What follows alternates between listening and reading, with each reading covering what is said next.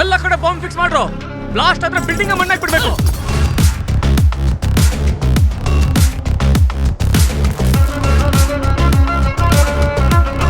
దగ్గర కొక్కెనా తగదోం తగదరి గిటదోం తగదరి తగదోం తగదరి గిటదోం తగదరి గిట గిట తగదోం.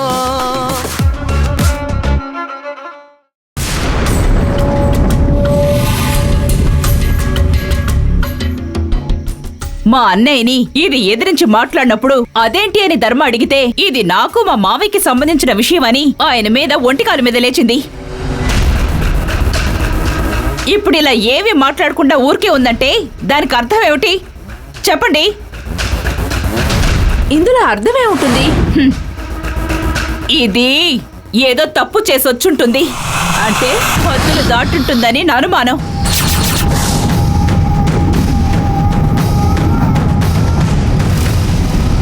దేవి, నోరుంది కదా అని నువ్వు ఇష్టం వచ్చినట్టు మాట్లాడుకో. ఇప్పుడు నువ్వు అనవసరంగా గంగని అనుమానిస్తున్నావు. ఇదేవి నా అనుమానం కాదు, కన్ఫర్మ్ గానే చెప్తున్నాను. ఏంటి నువ్వు కన్ఫర్మ్ గా చెప్పేది? గంగ అంత తప్పు ఏం చేసిందని? అరుణ్ణి గంగని విడగొట్టడానికి ఇలా తన మీద నిందలు వేయడం తప్ప వేరే దారి లేదు. దేవి, ఏంటి నువ్వు మాట్లాడవు? ఛీ, నా నోటితో అది ఎలా చెప్పడం అని ఆలోచిస్తున్నాను. చెప్పటానికి ఏమీ లేదని నాకు తెలిసే. ఎందుకు లేదు? ఉంది. అయితే ఏంటో చెప్పు. జానకి ఆత్మ దీన్ని కట్టుకున్న వాడి దగ్గర నుంచి దూరంగా ఉంచడం వల్ల ఇది ఇంకెవరితోనో కనెక్షన్ పెట్టుకుని ఉంటుంది. వయసు అలాంటిది. ఆస్తి కోసం అరుణ్ణి, ఆశల కోసం ఇంకెవరినో మెయింటైన్ చేస్తోంది. ఇంతకు మించి ఒక్క మాట మాట్లాడేవో తర్వాత జరిగేదే వేరు.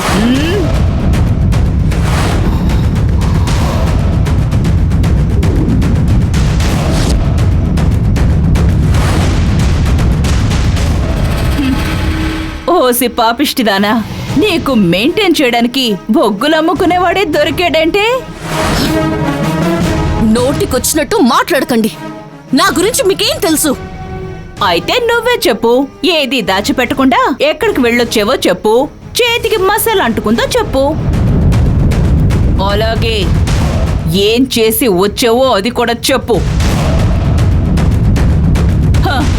కుక్కకు పెట్టే దాంట్లో వెంట్రుకలు పడకూడదని గొప్పగా ఆలోచించింది. మసంటుకున్న చేత్తో కుక్క కన్నం పెడుతుందా? మీ గారాల కూతురు నోటు వెంట వచ్చేవన్నీ అబద్ధాలే. అందరినీ మోసం చేస్తోంది. ఈ బంగ్లాకున్న కాస్త పరువుని బజారు పాలు చేస్తోంది. నీ మీద ఇన్ని నిందలు వేస్తుంటే నువ్వు మాట్లాడుకుంటా ఉంటే ఎలాగమ్మా? గంగా,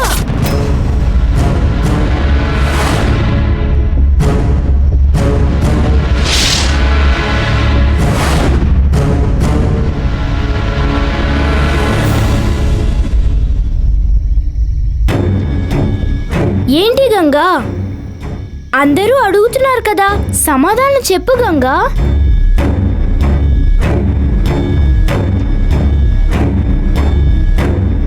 ఏంటి గంగా అలా చూస్తున్నావు? నువ్వేమి కాల్చొచ్చావో వీళ్ళందరికీ చెప్పు గంగా.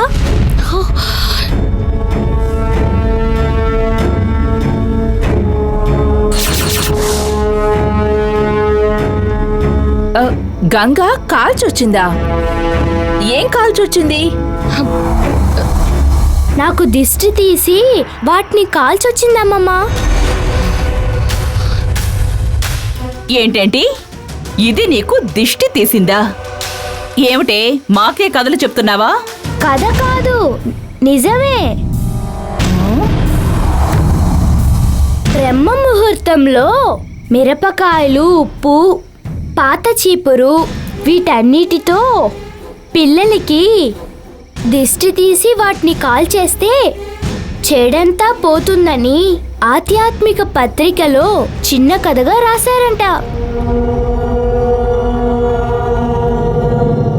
ఈ గంగా దాన్ని చదివి నన్ను లేపి దిష్టి తీసి తగలపెట్టొచ్చింది.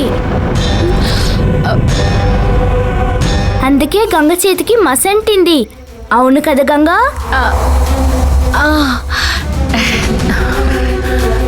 అవును. ఏంటి గంగా, దిష్టి తీశానని చెప్పటంలో తప్పే ఉంది. అది ఇది బయట ఎవరికి చెప్పకూడదంట. అందుకే గంగా ఆ విషయాన్ని దాచిపెట్టింది. అవును. రా గంగా, మనం వెళ్దాం. త్వరగా రా గంగా, మనం వెళ్దాం. రండి తాతయ్య. అనవసరంగా నిద్ర లేపారు. బాగా ఆకలిగా ఉంది. తినడానికి కిచెన్లో ఏముందో చూడాలి. నేను చెప్పాను కదా గంగా తప్పు చేసి ఉండదని. అనవసరంగా తన మీద అపనింద వేసి కష్టపెట్టావు. అనవసరంగా అనుమానించటం ముందు మానుకో.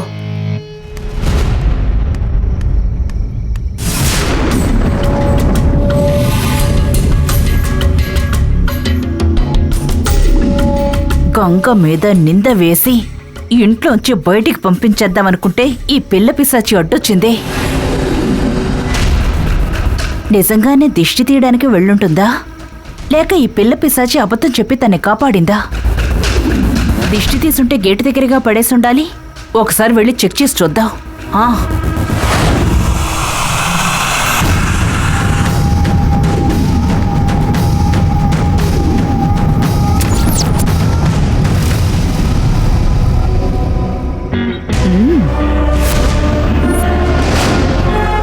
అయ్యో, పిల్ల పిశాచి నిజమే చెప్పింది.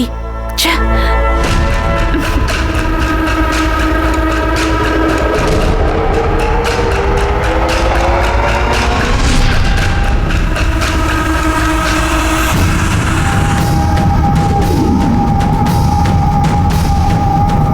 ఇది ఎప్పుడు తీసినట్టుగా లేదే.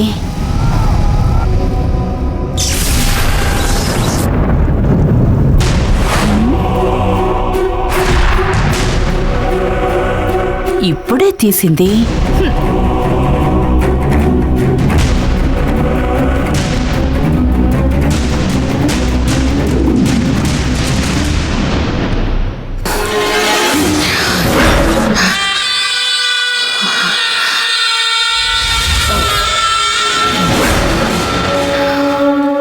ఎప్పుడు నువ్వు నన్ను దేంట్లో దాంట్లో ఇరికిస్తావు కదా. ఈరోజేంటి ప్రత్యేకంగా కాపాడా? నేనేమి నిన్ను కాపాడలేదు, నా గంగని కాపాడుకున్నాను.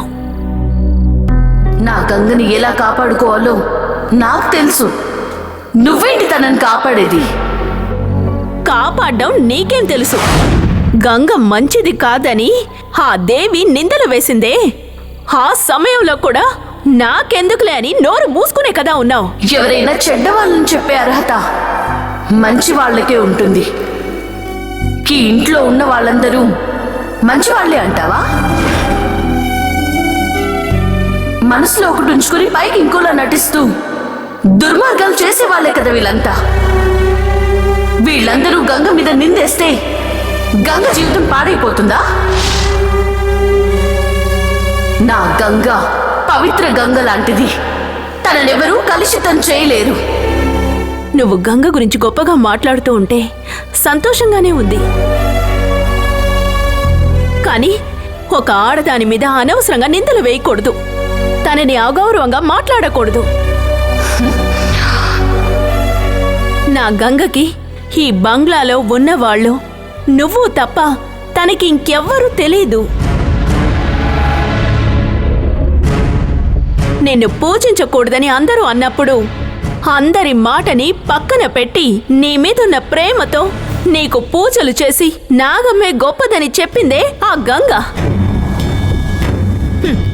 తను నిన్ను ఆ విధంగా గౌరవించినా కూడా నువ్వు అర్ధరాత్రి పూట తనని బయటికి తీసుకువెళ్ళి దేవి తనని అవమానించే విధంగా చేసేశావు.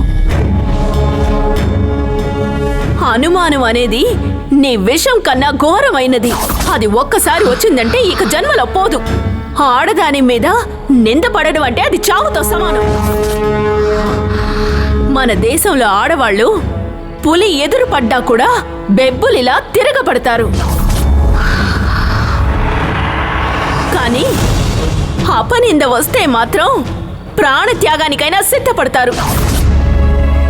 నువ్వు గంగని బలి పశువుని చేస్తున్నావు. నేనందుకు ఒప్పుకోను.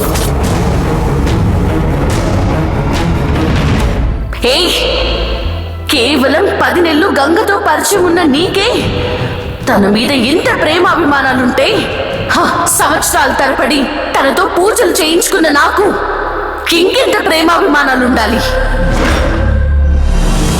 గంగ కోసం నేను ఏది చేయడానికైనా సిద్ధమే. తను నా కోసం ఏదైనా చేస్తుంది. మా ఇద్దరి మధ్యలో నువ్వెవరు? గంగ మీద నాకు లేని బాధ్యత, గంగ మీద నాకు లేని హక్కు నీకెక్కడి నుంచి వచ్చాయి? ఎందుకు వచ్చాయి చెప్పు. ఎందుకంటే గంగ మెడలో నా భర్త తాళి కట్టాడు. గంగ మీద ఎలాంటి అపనిందలు వచ్చినా నేను ఊరుకోను. నా జీవితం సగంలోనే నాశనం అయిపోయింది. కానీ గంగ జీవితం బాగుండాలి. తన మాంగళ్యాన్ని కాపాడే ఉద్దేశం నీకు లేకపోవచ్చు, కానీ అది నా కర్తవ్యం. ఎలాగైనా కాపాడుకుంటాను. నేనిక్కడ ఉన్నంత వరకు నీ వల్ల నా అరుణ్కి, దేవసేనకి మాత్రమే కాదు, నా గంగకి కూడా ఏమి కానివ్వను.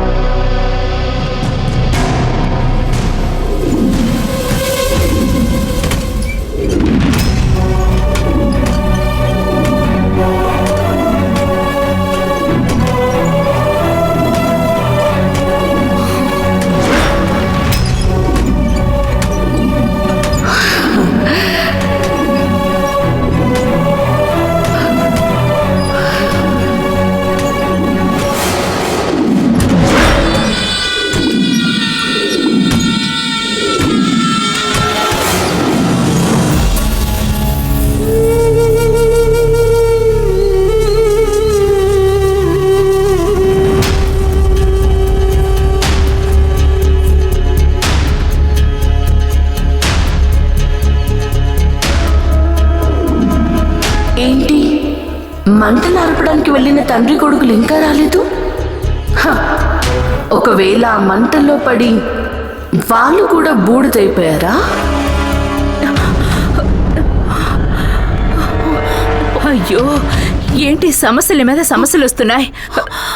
ఏ మంజు, ఏమిటేది? అన్నయ్య రైస్ మిల్ లెదర్ ఫ్యాక్టరీకి ఫైర్ యాక్సిడెంట్ అయిందని టీవీ న్యూస్ లో చెప్తున్నారు. నేను కూడా జెమినీ న్యూస్ వినే షాక్ అయ్యి వచ్చాను. అయ్యో, అన్నయ్యకి అరుణ్కి ఫోన్ చేస్తే లిఫ్ట్ చేయడం లేదు. ఇలా చూడండి, ఫోన్ తీయలేదని మనం నిర్లక్ష్యంగా ఉండకూడదు. రండి, అందరం వెళ్ళి ఏం జరిగిందో ఏంటో తెలుసుకుందాం. రండి.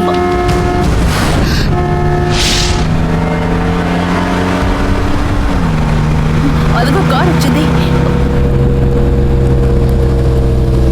బావ వచ్చేసాడు, రండి. బావా, ఏమైంది బావా?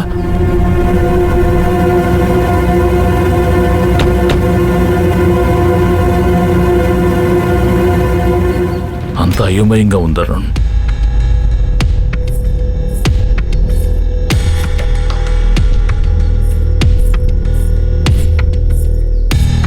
ఏంటన్నయ్యా, ఎవ్వరూ ఊహించని విధంగా ఇలాంటి దారుణమైన సంఘటన ఎలా జరిగిందన్నయ్యా?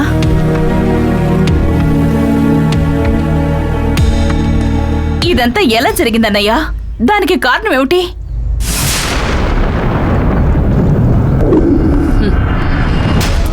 కారణం ఏంటో సరిగ్గా తెలియట్లేదు అత్తయ్య. కానీ షార్ట్ సర్క్యూట్ అయి ఉంటుందని అందరూ అనుకుంటున్నారు అత్తయ్య. ఏంటి, షార్ట్ సర్క్యూట్ అయిందా? అయితే నష్టం ఎక్కువగా ఉంటుంది కదా అల్లుడు. ఇది అంతం కాదురా, ఆరంభం. అవును మావయ్య, మెషినరీ యూనిట్ టోటల్గా నాశనం అయిపోయింది. ఏంటి, మిషనరీ యూనిటే పోయిందా? భారీ నష్టం జరుగుతుంది కదా. అయ్యో, ఎంత లాస్ అయి ఉంటుంది అల్లుడు? 10 కోట్లకి పైనే.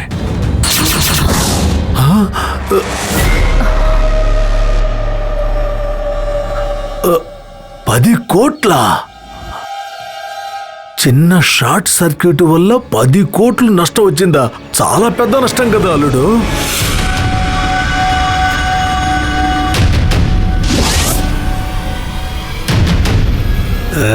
ఇంట్లోనే జరగకూడనివి జరుగుతున్నాయంటే మన దురదృష్టం ఫ్యాక్టరీని కూడా వదలలేదేంటి? మావయ్య, ప్రాణ నష్టం ఏం జరగలేదు కదా?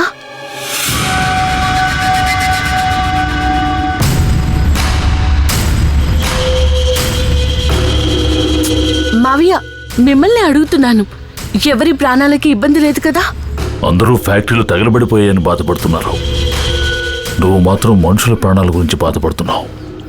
మిమ్మల్ని తగలబెట్టడానికే కదరా నేనున్నది. మిమ్మల్ని తగలబెడితే కానీ నా పగ చల్లారదు. అన్నయ్య, నేనే ఈ ఇంట్లో అదృష్టవంతురాలని నువ్వు అప్పుడప్పుడు అంటూ ఉంటావు. కానీ ఇప్పుడు నేను మళ్ళీ వచ్చిన సమయంలో మన కుటుంబాన్ని దురదృష్టం వెంటాడుతుంది అన్నయ్య. ఏ సమయంలో ఆ జానకి ఆత్మ నా ఒంట్లోకి వచ్చిందో అప్పటి నుంచి నా అదృష్టం పోయింది అన్నయ్య. అన్నయ్య, మన ఇంట్లో జరిగే వాటన్నిటికీ జానకి ఆత్మే కారణం అన్నయ్య. దీనికి జానకి ఆత్మ కారణం కాదు.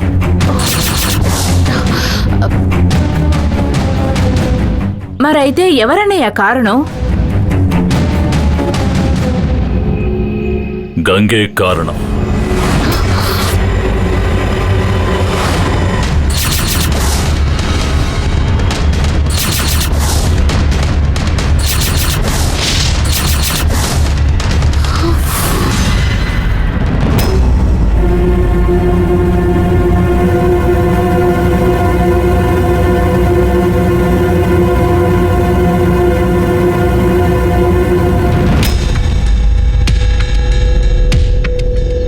బంగ్లాను వదిలిపెట్టి అవుట్ హౌస్కి వెళ్ళిన దగ్గర నుంచే ఈ సమస్యలన్నీ మొదలయ్యాయి.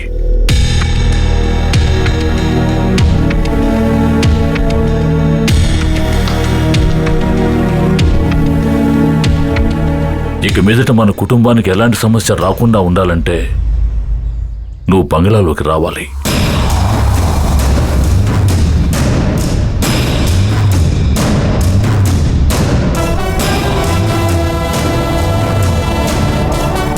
జరిగినవేవి మనసులో పెట్టుకోకుండా లోపలికి రా. నీ పక్కనే ఉండి నేను అన్నీ చూసుకోవాలి. అందుకు నువ్వు లోపలికి రావడమే మంచిది.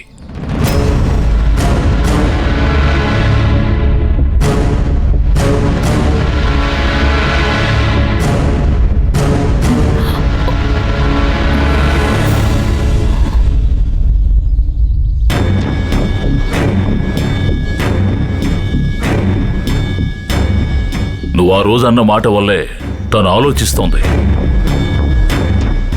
తనని బంగ్లాలోకి రప్పించటం నీ బాధ్యత.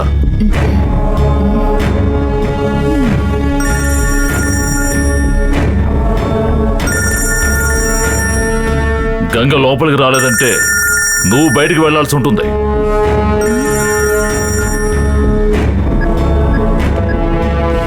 హలో,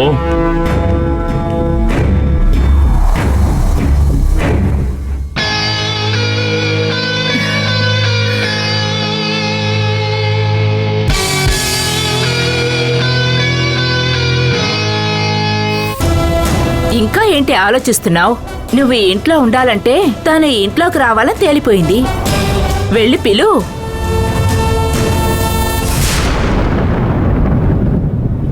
ఇంతవరకు జరిగిందేదో జరిగిపోయింది. లోపలికి రా. రా గంగా.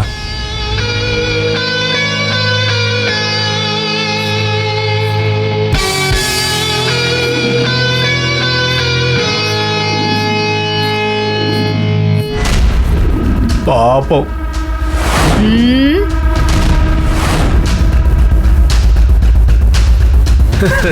తను కాదు, నువ్వు.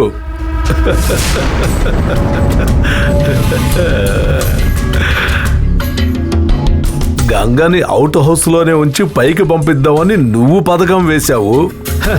ఎప్పట్లాగే గంగ మళ్ళీ బంగ్లాలోకి ప్రవేశించింది. నీ ఆశలన్నీ అడియాసలైపోయాయే. గంగని ఇంటి నుంచి బయటికి పంపించడానికి వేరే దారి లేదా? ఎన్నో దారులున్నాయి. తన్ని లోపలికి వెళ్ళనివ్వు. వెళ్ళిన స్పీడ్లోనే మళ్ళీ బయటికి పంపించేస్తాను. నువ్వు ఊరికే ఫీల్ అవ్వకు.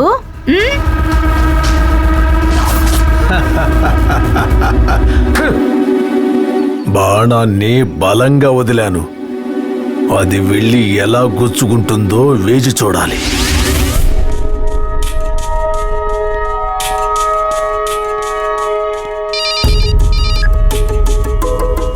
నమస్తే అరుణ్ గారు. దివాకర్, నేను మిమ్మల్ని కనిపెట్టమని చెప్పిన ఆ పెద్దాయన విషయంగా అడిషనల్ గా ఒక ఇన్ఫర్మేషన్ దొరికింది. ఏ ఇన్ఫర్మేషన్ సార్? ఆ పెద్దాయన ఒంటరివాడు కాదు, అతనికి కావాల్సిన ఒక ఆవిడ కూడా ఉంది. నిజమా? ఎక్కడున్నారు సార్? ఎక్కడున్నారో తెలియదు, కానీ ఆవిడ ఫోటో మాత్రం దొరికింది. ఆ పెద్దాయన పోగొట్టుకున్న ఆవిడ ఫోటో మా ఆవిడ గంగకు దొరికింది. అది మా నాన్న కంట పడగానే ఆవేశంతో ఆయన ఆ ఫోటోని వెంటనే తగలబెట్టేశారు. ఫోటో కాలిపోయిన కాసేపట్లో మా ఫ్యాక్టరీలో ఫైర్ యాక్సిడెంట్ జరిగింది. ఏంటి సార్ మీరు అనేది? ఎవరో పగ తీర్చుకున్నట్టుంది సార్. నాకు అలాగే అనిపిస్తోంది. హఠాత్తుగా ఆ ఫైర్ యాక్సిడెంట్ జరిగినప్పటి నుంచి ఆవిడ ఎవరో ఏంటో తెలుసుకోవాలనిపిస్తోంది. ఆ పెద్దాయన కనిపెట్టే ప్రాసెస్ వెళ్లేంత వరకు వెళ్ళనివ్వండి, కానీ అంతకంటే ముందు ఆవిడెవరో మనం కనిపెట్టి తీరాలి. ఎందుకంటే పెద్దాయనకి మా నాన్నకి పరోక్షమైన పగే, ప్రత్యక్షమైన పగ మా నాన్నకి ఆవిడకే. ఇంతవరకు ఆవిడెవరో తెలియకుండా చీకట్లో ఉన్న ఆవిడ మొహం ఇప్పుడు వెలుతురులోకి వచ్చింది. వెంటనే ఆవిడెవరన్న విషయాన్ని మనం కనిపెట్టి తీరాలి. ఎలాగూ ఆవిడ ఫోటో మీ దగ్గర ఉంది కాబట్టి ఆవిడెవరో ఈజీగా కనిపెట్టేయచ్చు సార్. మీరు వెంటనే ఆవిడ ఫోటోను నాకు వాట్సాప్లో పంపించండి. ఇదిగో ఇప్పుడే పంపిస్తాను.